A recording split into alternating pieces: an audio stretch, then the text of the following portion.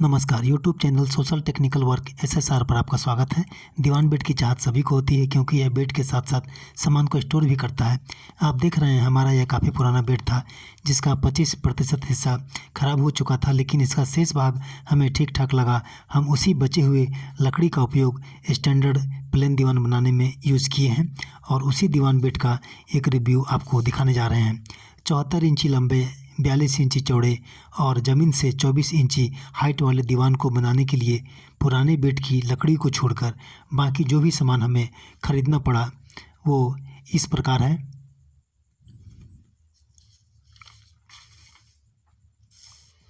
इस दीवान बेड को भी हम घर पर ही तैयार किए हैं और इसके लिए हमारे पास जो भी उपकरण है वो आपको हम दिखा रहे हैं। ये लकड़ी काटने के लिए कुछ हेक्सा ब्लेड और आरी, ये 2 हथौड़ी और ये हमारा बनाया हुआ लकड़ी का स्केल, ये इंची टेप, ये एंगल स्केल और ये फाइबर स्केल, ये कुछ ड्रिल बिट, ये हैंड ड्रिल और ये इलेक्ट्रिक ड्रिल, ये लकड़ी में कटिंग और हॉल करने के लिए कुछ चीजल, ये फाइल, छोटी फाइल और बड़ी फाइल और ये माइका काटने के लिए कटर हमारा अपना बनाया हुआ, ये भी माइका कटर में काम आता है। ये लकड़ी की गांठ को निकालने के लिए और ये लकड़ी को प्लेन और चिकना करने के लिए, ये धार करने वाला और ये 2 तरह का पिलास और ये टूटी हुई कैंची का भी हम उपयोग करते हैं, ये स्टील चाकू और ये छेनी और ये स्क्रू ड्राइवर सेट। इसके अलावा कुछ फर्नीचर में काम आने वाले कुछ हार्डवेयर सामान आप देख रहे हैं। ये माइका टेप,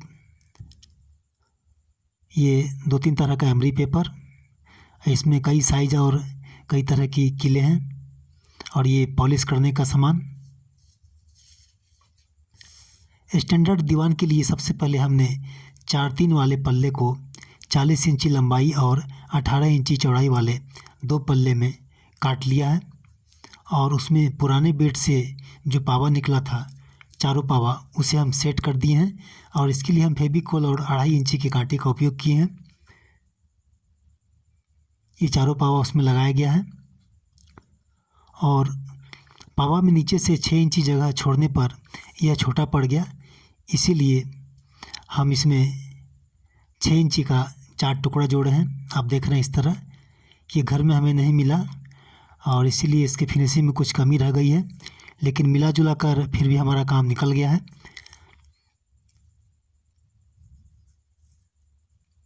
इस छोटे वाले पल्ले में हम नीचे 2-1 का सपोर्ट बीट दिए हैं और इसी तरह का बीट हम इसके ऊपरी भाग में भी दिए हैं, ऊपर से 2 इंची जगह छोड़कर।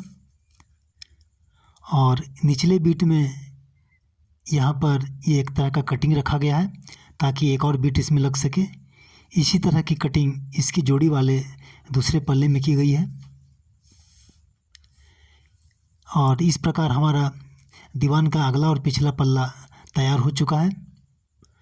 अब दाएं बाएं पल्ले के लिए हम 6-3 के प्लाई को लंबाई में 2 टुकड़े में काट दिए हैं और इस पल्ले में भी हम नीचे और ऊपर 2-1 का सपोर्ट बिट लगाएंगे।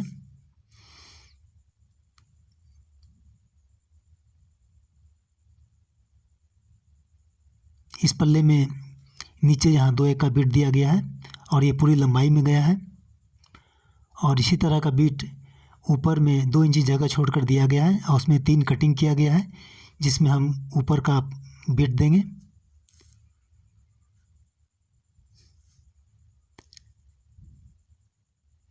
और दूसरा पल्ला में भी ठीक इसी तरह नीचे बिट दिया गया है और ऊपर भी बिट दिया गया है और उसमें भी 3 कटिंग किया गया है।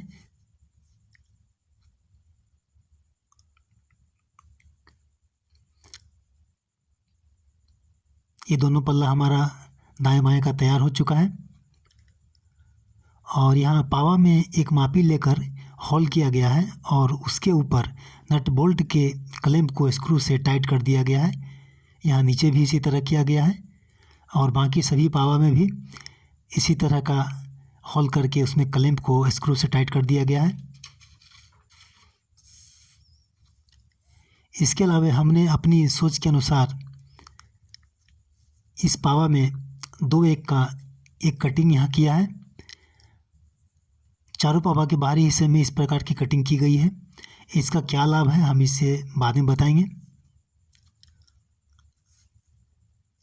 इसी कटिंग में हम दाएं और बाएं वाले पल्ले का बीट फंसाएंगे जिससे ये स्टेबल होगा बिना नट बोल्ट के।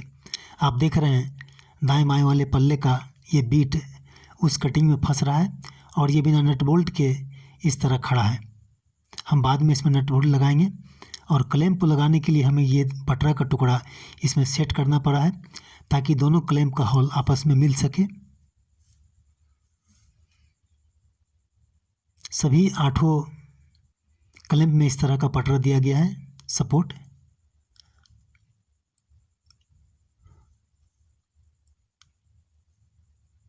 इसमें भी इसी तरह का पटरा दिया गया है सपोर्ट के लिए।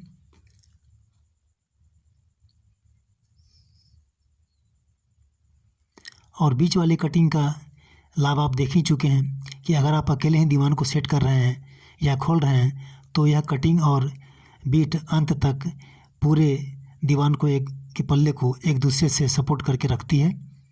अभी हमारा पूरा दीवान बिना नट बोल्ट के ही खड़ा है और पूरी तरह बैलेंस में है। इसके बाद हम दीवान के बाहरी पल्ले में माइका लगाएंगे।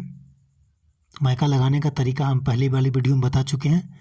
और माइका लगाने के बाद प्लाई के ऊपरी हिस्से में हम प्लेन बीट लगाएंगे चारों ओर।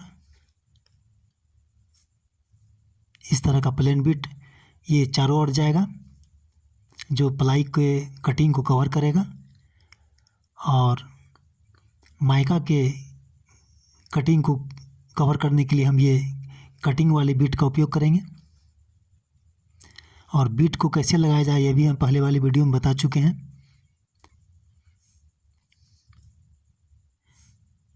बीट को आप किसी भी कलर में रंग सकते हैं। अभी हमारा दीवान बिना नट बोल्ट के खड़ा है सिर्फ कटिंग में फंसकर। आप चाहे तो नीचे जितनी लंबाई तक पावा हमें दिख रहा है उसमें कोई डिजाइन भी दे सकते हैं और उस पर चमकदार मेलानिन पॉलिश भी कर सकते हैं, लेकिन वो पॉलिश थोड़ा महंगा पड़ता है। इसीलिए हम पावा को प्लेन ही रखेंगे और उसे प्लेन कलर से ही रंगेंगे वुड पॉलिश से। और पुराने बीट से निकले हुए पटरे से हम नीचे का पूरा पल्ला रेडी कर लिए हैं। और दीवान में काम आने वाला सारा बीट भी हमें पुराने लकड़ी से ही मिल गया है और बीट में भी हम कटिंग कर चुके हैं जिसे हम पावा के कटिंग वाले हिस्से में फंसाएंगे। लेकिन हमें इसमें जोड़ देना पड़ा क्योंकि 6 फीट का बीट हमें पुराने लकड़ी से नहीं मिला। सभी सपोर्ट में हम इस तरह का कटिंग कर चुके हैं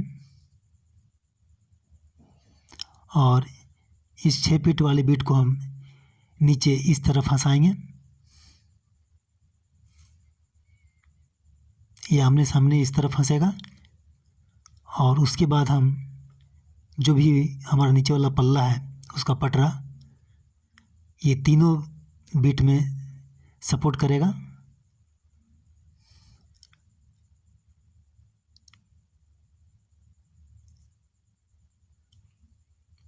साइड वाले दोनों पटरे को सेट करने के लिए हमें इस तरह का कटिंग करना पड़ा और इसे हम कटिंग इसलिए किए हैं क्योंकि बीच में पावा है और पावा के ऊपर ये इस तरह सेट होगा। पावा वाले हिस्से को इसमें कटिंग करना पड़ा और बाकी पटरे को हम सिंपल तरीके से लगाएंगे। नट को लगाने के पहले हम उसमें मोबिल डाल देंगे क्योंकि अब ये 1-2 साल के बाद ही खुलने वाला है।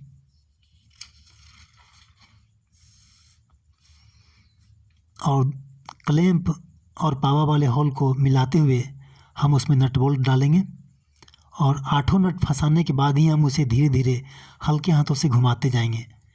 हम रिंच का उपयोग तभी करेंगे जब नट बोल्ट अच्छी तरह से उसमें समा जाए। सभी 8 नट को बारी बारी से हम हल्का हल्का हाथ से घुमाते जाएंगे और टाइट करते जाएंगे। किसी एक नट को हम पूरी तरह टाइट नहीं करेंगे।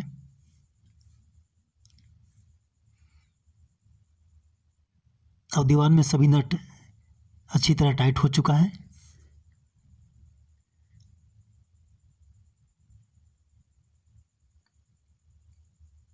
लेकिन बारिश आने वाली है, इसीलिए हम इस नट को खोल के जल्दी से दीवान को अंदर करेंगे।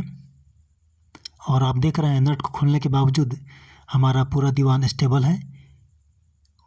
उस कटिंग और बीट के सहारे हम इसे पारी पारी से अलग करेंगे। अब दूसरे पल्ले को हम निकालेंगे। इसके बावजूद आप देख रहे हैं हमारा आगे पीछे का दोनों पल्ला पूरी तरह स्टेबल है, बैलेंस में है।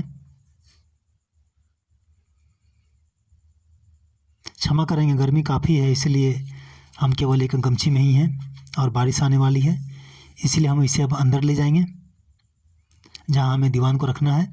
यही वो जगह है जहां हमें दीवान को सेट करना है। यहाँ हम पहले चारों पल्ले को रखकर उसमें नट बोल्ट फंसा देंगे और हाथ से घुमाने के बाद, टाइट करने के बाद ही हम रिंच का उपयोग करेंगे। नट बोल्ट के पूरी तरह टाइट हो जाने के बाद हम 6 फीट वाले सपोर्ट बिट को फंसाएंगे इस तरह दोनों ओर के बिट में। ये पूरी तरह लग चुका है। अब इसके ऊपर हम साइड वाले दोनों पल्ले को पहले लगाएंगे, क्योंकि उसे सेटिंग करने में थोड़ा मुश्किल होता है। उसके बाद हम बाकी पटरे को रखते जाएंगे और आप देख रहे हैं हमारा नीचे का पल्ला पूरी तरह तैयार हो चुका है।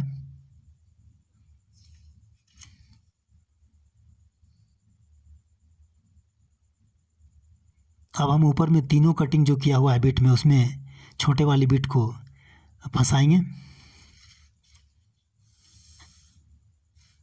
ये पहला बिट, इसे हम दोनों ओर सेट कर देंगे और इसी तरह हम तीनों बिट को बारी बारी से उसके हॉल में सेट कर देंगे।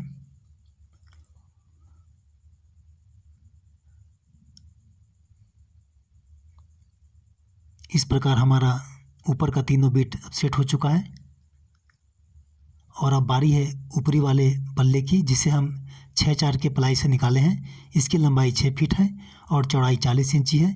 इसे बीचों बीच काट कर उसमें हम 4 कब्जा लगा दिए हैं ताकि यह दोनों ओर मुड़ सके। और दोनों पल्ले में साइड में हम 2-2 रिंग हैंडल भी दिए हैं ताकि उसे पकड़ने में सुविधा हो। अब इसे हम उठाकर दीवान के ठीक बीचों बीच रख देंगे और दोनों पल्ले को एक दूसरे के विपरीत दिशा में गिरा देंगे। ये देखिए, ये पहला पल्ला सेट हो गया और दूसरे पल्ले को हम दूसरी तरफ गिराएंगे और ये दूसरा पल्ला भी सेट हो गया। यह बहुत ही आसानी से लग गया है, बिल्कुल फिनिशिंग के साथ। दीवान के नीचे हम 6 इंची का स्पेस दिए हैं ताकि साफ़ सफाई करने में सुविधा हो, और अगर छोटा मोटा सामान है तो वो दीवान के नीचे भी रखा जा सकता है। अब दीवान के किसी भी पल्ले को या दोनों पल्ले को एक साथ उठा सकते हैं और गिरा सकते हैं। ये दूसरा पल्ला, आप चाहे जिस पल्ले को उठाएं, इसमें कोई दिक्कत नहीं है।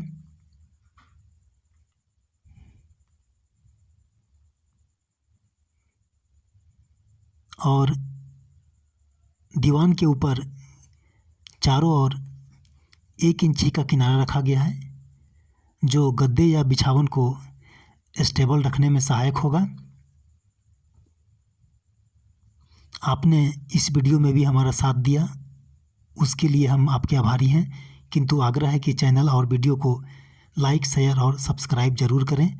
अगली वीडियो में फिर मुलाकात होगी, तब तक के लिए नमस्कार और बहुत बहुत धन्यवाद।